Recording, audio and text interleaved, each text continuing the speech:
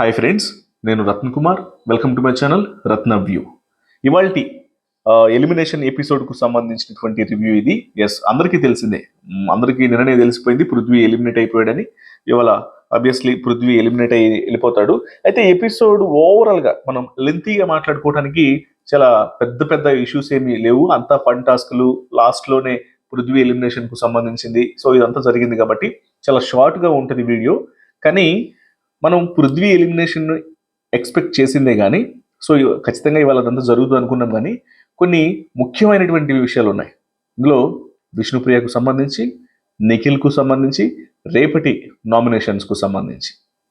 So ఈ విషయాలని ఈ వీడియోలో మాట్లాడుకుందాం. అసలు నేను ఈ వీడియోని ఇప్పుడు కొంత అవినాష్కు సంబంధించి కూడా మాట్లాడతాను ఈ వీడియోలో. దాదాపు ఒక 10 to 12 మినిట్స్లో ఈ వీడియో ఒక చాలా తక్కువ టైంలోనే కంప్లీట్ అయిపోతుంది. సో వీడియోని మాత్రం పూర్తిగా చూడండి.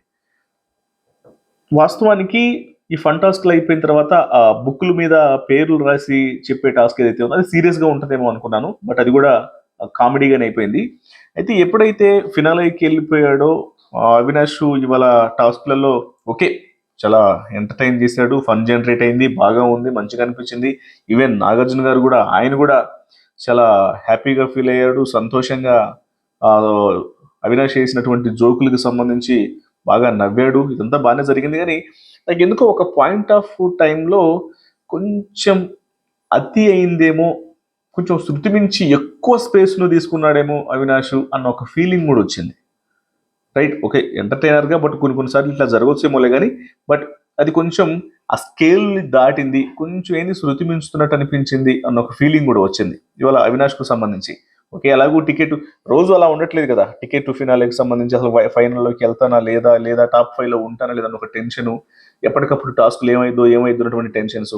సో ఎప్పుడైతే ఈ టెన్షన్ ఫ్రీ అయ్యాడో, టికెట్ టు ఫినాలే వచ్చేది, అప్పటికి కూడా ఇక బిగ్ బాస్ వాళ్ళు ఆల్రెడీ అనౌన్స్ చేసేశారు ఖచ్చితంగా ఇక డైరెక్ట్గా నామినేషన్స్లో లేకుండా ఫైనల్కి వెళ్ళిపోయాడని విషయం చెప్పేశారు. సో బాగా ఫ్రీ అయిపోయింది అనేది తెలుస్తోంది. సో అందులోనే కొంచెం జోక్స్ అనేవి కొంచెం ఎక్కువైపోయినాయి, ఆ స్పేస్ అనేది ఎక్కువ తీసుకుంటున్నాడు, కొంచెం ఆ స్కేల్ను కూడా దాటాడేమో ఒక ఫీలింగ్ అయితే వచ్చింది. సో ఇది ఆ బుక్ టాస్క్ వరకు అక్కడ కంప్లీట్ అయిపోతుంది. ఇక్కడ చాలా ఇంపార్టెంట్ విషయం ఏంటంటే, పృథ్వీ, విష్ణుప్రియ వీళ్ళిద్దరికి సంబంధించినటువంటి లాస్ట్, ఇంకా వీళ్ళిద్దరిలో ఒకళ్ళు సేవ్ అవ్వాలి, ఒకళ్ళు ఎలిమినేట్ అవ్వాలి అన్న పాయింట్ వచ్చినప్పుడు ఇద్దరికి ఎవరికైతే ఆ ఎల్లో కలర్ అనేది వస్తుందో వాళ్ళు సేవ్ అవుతారు, రెడ్ కలర్ వచ్చిన వాళ్ళు ఎలిమినేట్ అయ్యి ఇంటికి వెళ్ళిపోతారు అన్నప్పుడు ఆబ్వియస్లీ రెడ్ కలర్ పృథ్వీకి వస్తుంది అన్న విషయం అందరికీ తెలిసిందే. సో ఎల్లో కలర్స్ అసలు ఇక్కడ విష్ణుప్రియ బిహేవియర్ ఎట్లా ఉంటుంది, విష్ణుప్రియ రియాక్షన్ ఎట్లా ఉంటుంది, అసలు పృథ్వీని అంత ఇష్టపడది, పృథ్వీని ఇన్ని వారాల పాటు ఎవరు చెప్పినా వినలేదు, అసలు ఫ్యామిలీ మెంబర్స్ వచ్చి చెప్పినా వినలేదు, ఒక పక్కన ఓల్డ్ కంటెస్టెంట్లు వచ్చి చెప్పినా వినలేదు, అసలు హౌస్లో ఎంతమంది ఎన్ని రకాలుగా మాట్లాడినా వినలేదు, ఎవరు చెప్పినా వినలేదు. నేను ఖచ్చితంగా పృథ్వీ మీద తను తీసుకున్నటువంటి స్టాండ్ మీదే ఉంది, ఇదంతా చేసింది.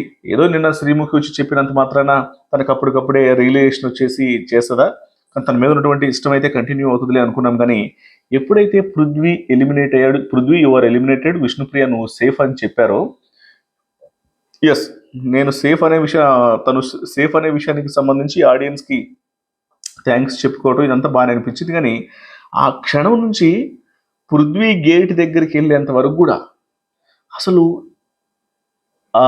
ఇష్టపడినటువంటి వ్యక్తి వెళ్ళిపోతున్నాడు అన్న ఒక బాధ కానీ, ఒక రకమైనటువంటి ఆ సాడ్నెస్ లోపల మనసులో బాధపడుతున్నటువంటి విధానం అసలు మామూలుగా అయితే నేనేం ఎక్స్పెక్ట్ చేశానంటే, తను సేవ్ అయింది కూడా పట్టించుకోకుండా అయ్యో పృథ్వీ వెళ్ళిపోతున్నాడు అన్న బాధని ఇమ్మీడియట్గా చూపించేస్తుందేమో, చాలా బాధపడుతుందేమో, ఆమె ఇన్నాళ్ళు అంతలా ఇష్టపడుతూ వచ్చింది కదా, పృథ్వీకి ఇష్టం ఉన్నా లేకపోయినా సరే, పృథ్వీ కాదన్నా సరే అంతలా ఇష్టపడదు కదా, ఆ విషయాన్ని అంతలా చూపిస్తుందేమో అని అనుకున్నాము. కానీ ఏమి లేదు, సరదాగా అయ్యో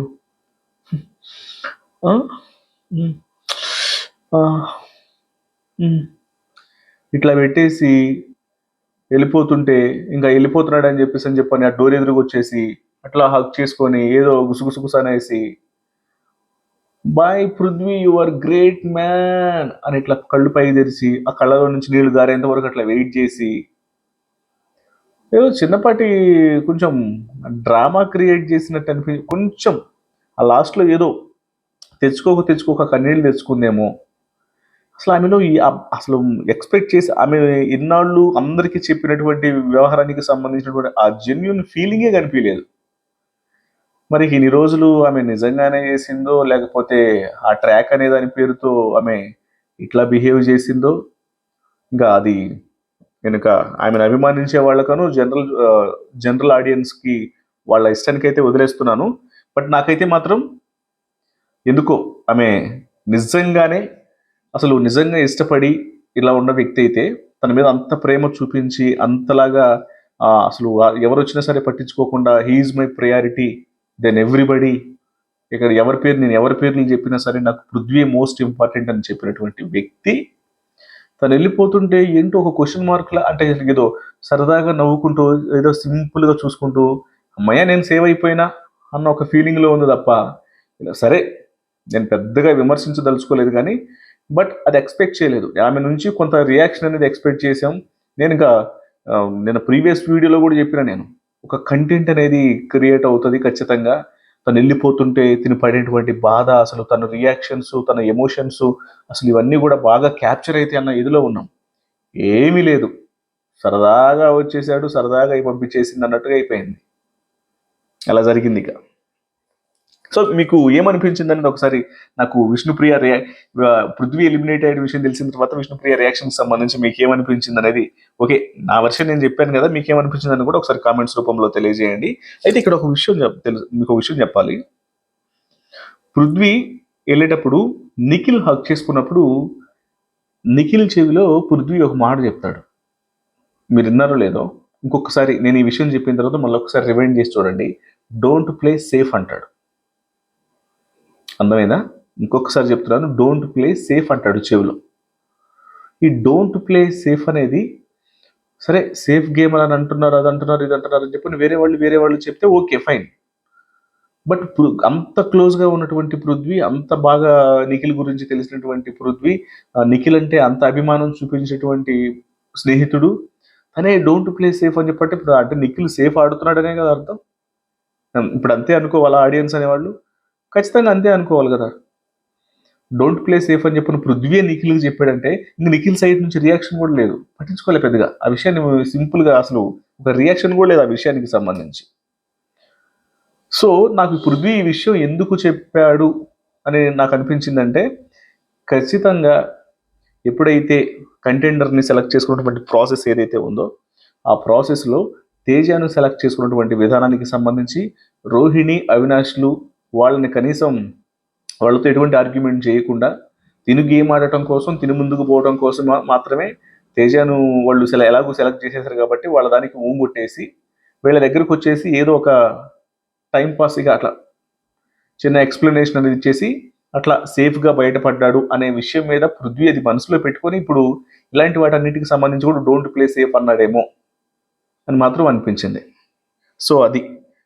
నెక్స్ట్ ఇంగా పృథ్వీ బయటికెళ్ళిపోయిన తర్వాత స్టేజ్ మీదకొచ్చిన తర్వాత నేను ఖచ్చితంగా విష్ణుప్రియకి సంబంధించి అసలు ఈ పృథ్వీ రియాక్షన్ ఎట్లా ఉండబోతుంది? హగ్ చేసుకున్నాడు, పాజిటివ్‌గానే ఉన్నాడు. ఏమన్నా ఒకవేళ నెగెటివ్ రియాక్షన్స్ ఏమన్నా ఉంటాయా ఏంటి అనుకున్నాం గానీ, బట్ ఏమీ లేదు. మనోడు ఎన్ని రకాలుగా ఉన్నా సరే ఇక సూపర్ హిట్, అటర్ ఫ్లాప్ 2 పేర్లు పెట్టమన్నప్పుడు సూపర్ హిట్ నబీల్, నిఖిల్, విష్ణుప్రియ వీళ్ళు ముగ్గురు సూపర్ హిట్ అంటాడు. అటర్ ఫ్లాప్ ఎవరో చెప్పండి అంటే రోహిణి, అవినాష్. రీజన్ ఏంది అంటే ఏం లేదు. వాళ్ళు ఇంతవరకు నామినేషన్స్‌లోకి రాలేదు. రోహిణి నామినేషన్స్‌లోకి రాలేదు.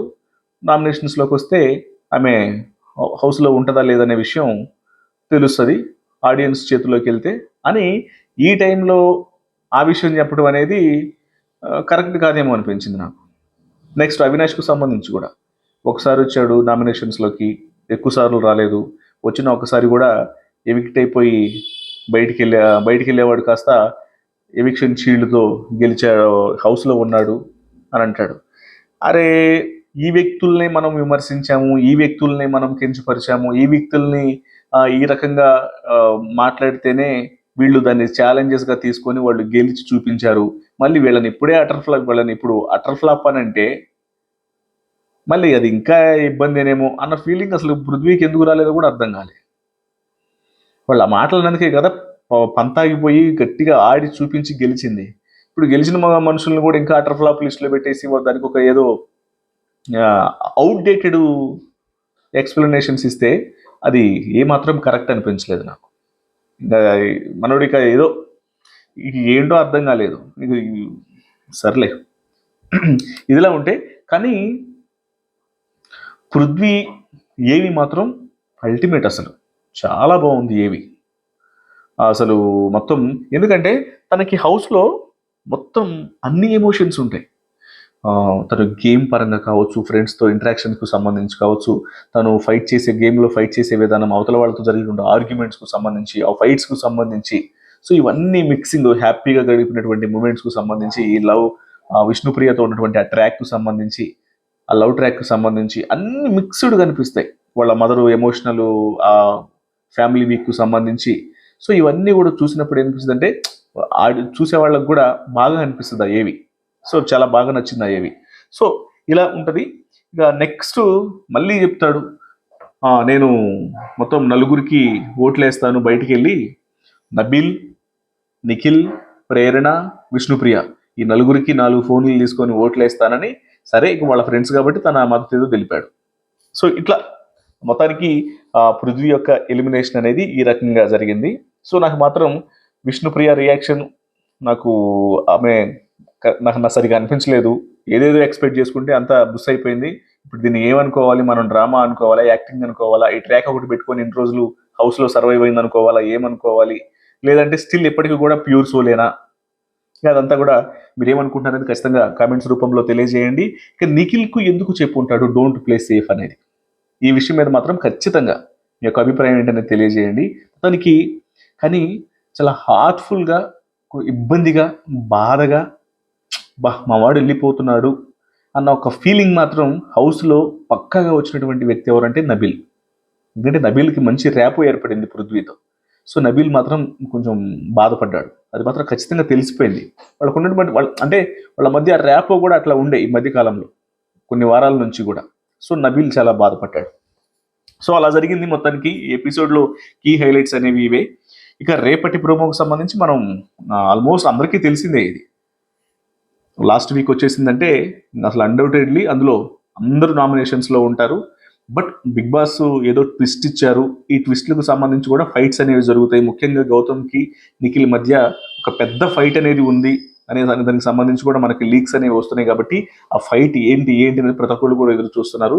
ఎస్, ఖచ్చితంగా రేపు లైవ్ స్ట్రీమ్ స్టార్ట్ అయినప్పుడు అందరం చూసి దాని మీద ఇమ్మీడియట్గా రియాక్షన్స్ అనేవి ఉంటాయి. అయితే ఇక్కడ ఒకటి, రోహిణి, గౌతమ్, నిఖిల్ ఈ ముగ్గురు చేతిలో ఆ గోల్డెన్ టికెట్ ఉంది.